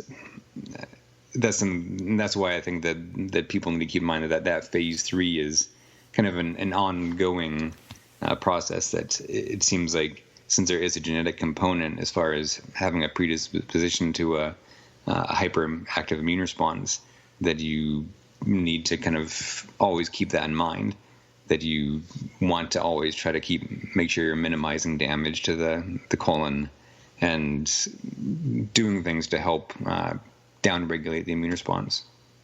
Okay. And, a lot of people had questions about your diet. You mentioned you eat a lot of Mexican food, but what things are you restricting now? So you're still gluten-free, right? Right, I'm gluten-free. And I don't eat much meat, but that's more kind of just an ethical choice. I've never liked eating meat. I eat some here and there occasionally, but those are really my... And I don't drink any milk. I eat cheese, but my dairy consumption is fairly low. Okay. But I eat eggs. I get a fair amount of, quite a bit of protein, actually. I've started, since I do a lot of exercise. Actually, I built an American Ninja Warrior course in my yard. Oh, wow. So okay. I get a lot of exercise, and what I've been using as a protein supplement to help with the exercise is hydrolyzed collagen, figuring that since it's already broken down into the amino acids, it can be absorbed much more quickly. Okay. So you're not just building your gut wall, you're building walls outside your house as well. And yeah. I think earlier you said today you helped build a wall at your daughter's school.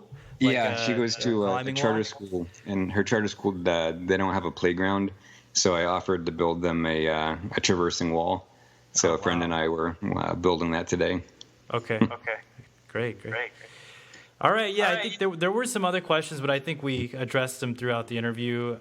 So thank you so much. I know it's a little bit late on a Saturday night, but thanks for taking us through this protocol. Again, how do people find the document? That was another question. Where is a good place for them to download your document? That's a good one. So it used to be on the Power of Poop website, but that's down now. But so there is I created a Facebook group. It's called the Briggs Protocol, and they can ask to join that, and I have the document uploaded there. Okay. Okay. Great. And then do you have like any other website or any other way people can contact you, or is it just mainly through the Facebook? Just through the Facebook thing. I tried to keep it fairly simple. Yeah. And I have no interest in having a website and generating revenue or anything from it. I don't want to make money from people being sick. Right, yeah. I mean, in my case, I'm not a professional doctor where I feel like it would be wrong for me to make money from people being sick. Sure.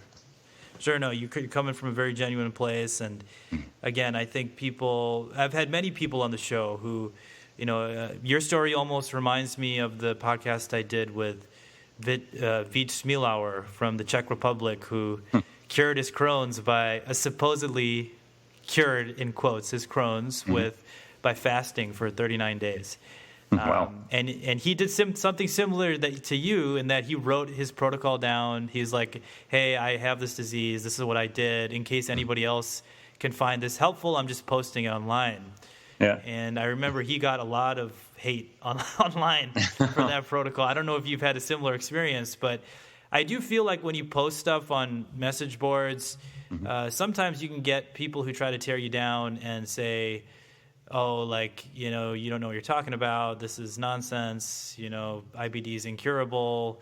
You got to be on medications all the time. And, there's some truth to that as well. But I'm always searching for people who have new ideas, because I am generally not satisfied with the status quo when it comes to treating IBD. And I'm looking for people like yourself who think outside the box and potentially could have ideas that are worth at least researching. And again, from my perspective, your protocol is not FDA approved.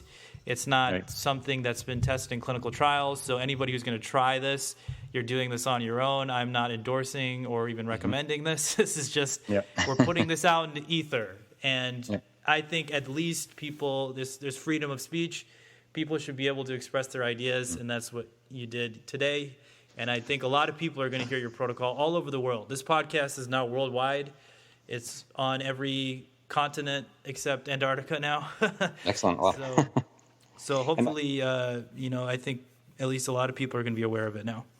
And I think one of the benefits of people kind of from outside the normal research community looking for or basically the way I looked at the research is that when researchers tend to kind of focus very much on their one specific thing, like if somebody's focusing on, the cure for colitis is going to be replenishing phosphatidylcholine, that they focus on just that one little piece of it.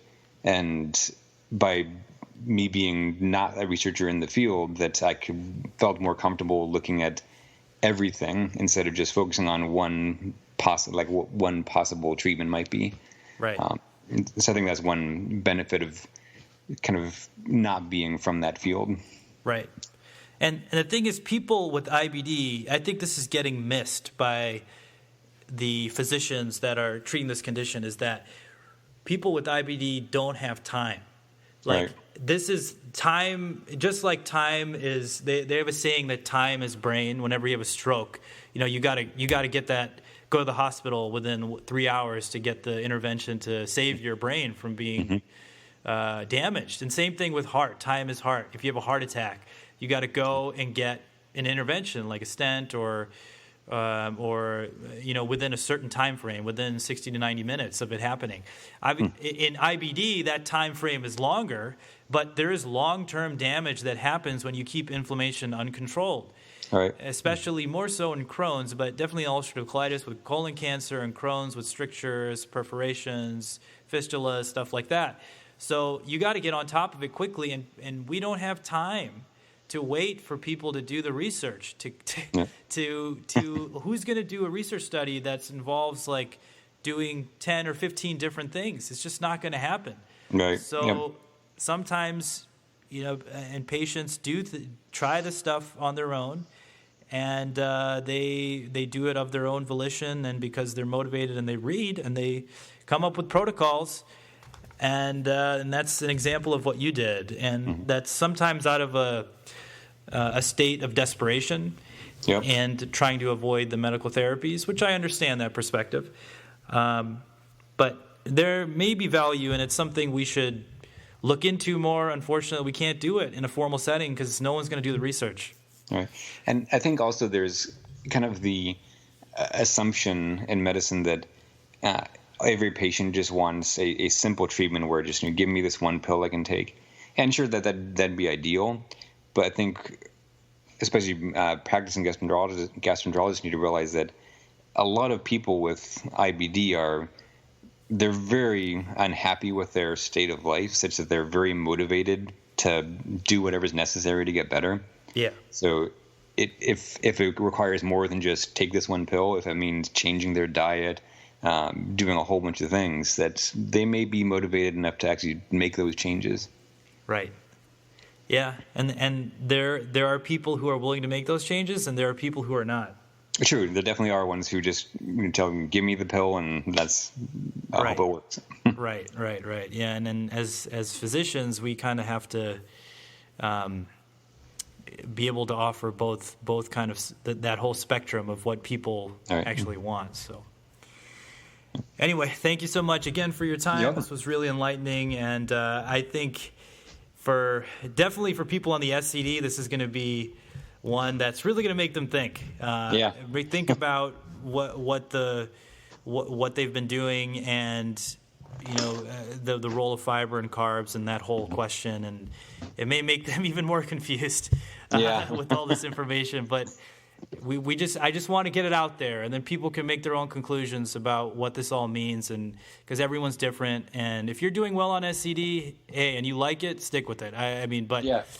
But there are people who don't do well with it, and there are people who partially respond, or people who are on it with meds and they get off meds and flare, and they're wondering why did that happen. And so maybe this information can kind of fill in those gaps. And especially if a person may be doing well on it but find it a really difficult diet to stay on, that maybe finding another option might be worthwhile. No, I mean, and that's certainly one of the things that I think is valuable about your paper is this. People who are very dogmatically locked into the SCD and doing well, and I think part of that dogma has to do with just how well Elaine Gottschall laid out that mechanism of how it worked, and how it's just so convincing. But even your paper is so convincing regarding the role of resistant starch and hydrogen sulfide and why all the technicalities, that it can give somebody the confidence to actually try. Right. Go off the SCD. Try something like cooked and cooled rice, or cooked and cooled potatoes, or oats. I know people on the paleo diet often started just supplementing with a small amount of potato starch as a way to gradually increase their resistant starch. Right. Yeah. Yeah, and for each person, it's their own personal decision. Are they gonna, if they're doing so well, are they gonna? The question is, do they feel lucky? Are they gonna be willing to take the gamble? And try, and sometimes you don't know until you try yourself and see what happens, and there's risks associated with that. But it can open up possibilities. I'm sure people on the SCD. Can you imagine if you could eat oats? How that can open up travel, or or being able to just bring some oats with you and just eat them on the plane, or even the possibility of eating rice. How many places you could eat out if you could suddenly eat rice. I mean, it's just the social aspect of diet can really increase your quality of life if you could just add a few foods to your diet as far as where you can go and what you can do more easily. Right. So anyway, all right, enough. I'm gonna take enough of your time, but thank you again so much. All right, have a good night. All right, good night. Thanks. Yeah, bye.